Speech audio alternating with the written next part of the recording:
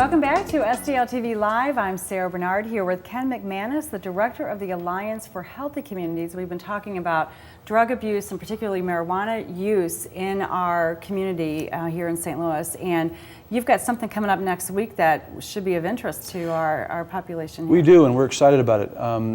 Our coalition, the Alliance for Healthy Communities, has networked with 7 or 8 other coalitions across the state to create what we're calling the Missouri Marijuana Prevention Tour. Dr. Christian Thurstone is a nationally recognized physician researcher on adolescent addictions and marijuana in particular.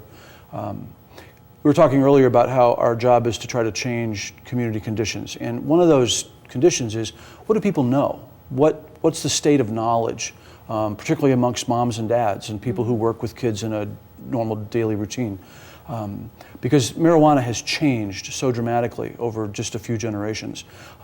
So this marijuana tour and the educational events that it's made of is really all about trying to make sure we do what we can to provide accurate and meaningful information, usable information. So Dr. Thurstone is going to be speaking to the parents and teenagers.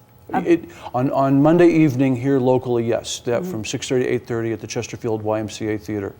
In the afternoon, though, we have a block of time set up for him to speak to fellow healthcare professionals, physicians, therapists, social workers, counselors, what have you. To give them the latest information, Absolutely. findings, research. Yes, and I give them a chance to really process and think about, talk about, how that applies to the work they do and the role they have with kids. Right. So let's talk about parents in our community. Do you find in your role that parents are perhaps naively accepting of drug and alcohol use, marijuana use among their kids, that it's okay in their mind because of perhaps their past history and when it...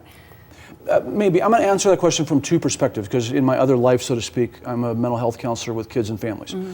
What I find is that moms and dads, generally speaking, do the best they know how to do. But they're busy, they're stressed, and they need to not have to be concerned about everything. And in that context, things like, when I was a kid, I smoked pot, or I did a little drinking, but I'm fine, it worked out, are easy places to go mentally when you're trying to get the kid here, get this done, keep up with work and what have you.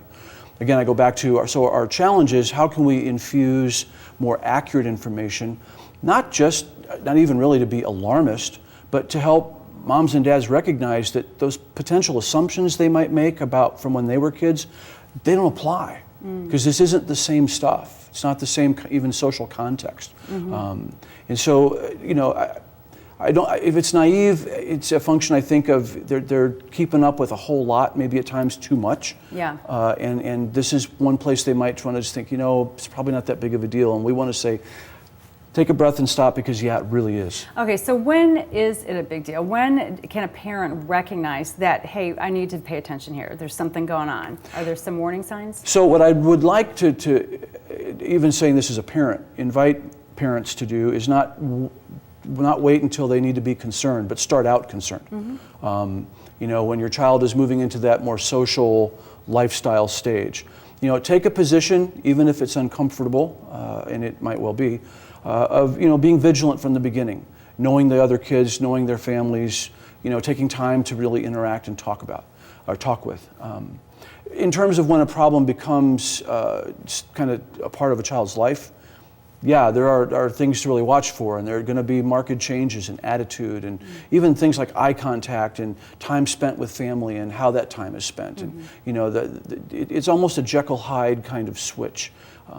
The feeling many parents talk about that I've worked with over a lot of years is essentially they would describe it as, I felt like I lost my child. The same person looked just like him, lived in our house, but not the same person at all. Yeah. Yeah, so it may become obvious at some point that there's been a big shift. There's a shift, and it might be with the grades or the attitude or various things. It could be some or none or all of those things. But, there's absolutely a shift in the personality style. Okay, so next Monday is an opportunity for all of us in the community to go and hear the research, the studies, what we can do to help our kids. Absolutely, and hear it in usable ways. It isn't going to be a dry grad school lecture. It's really going to be, practical, usable So it's a stuff. great opportunity for the teenagers themselves to come and hear. Yeah, absolutely. I mean, I don't know that many teenagers come and be happy at everything they hear, but sure, absolutely. Yeah, okay, so details again are, it's Monday night. So for the community program, which is free to the public, is Monday evening at the Chesterfield YMCA in their community theater, Okay. 6:30 to 8:30. Okay, and it's all here on the screen right now. So it's open to the public, great opportunity for a couple of hours to hear the latest research. And then how can people reach you? What is your website? So our website, Alliance for Healthy Communities, is ahc-stl.org. Okay, ahc-stl.org. Okay, that's how you can Perfect. reach Ken McManus. And we'll be back in just a few minutes with Chris Adkins of Tech Tidbits after this break. Stay tuned.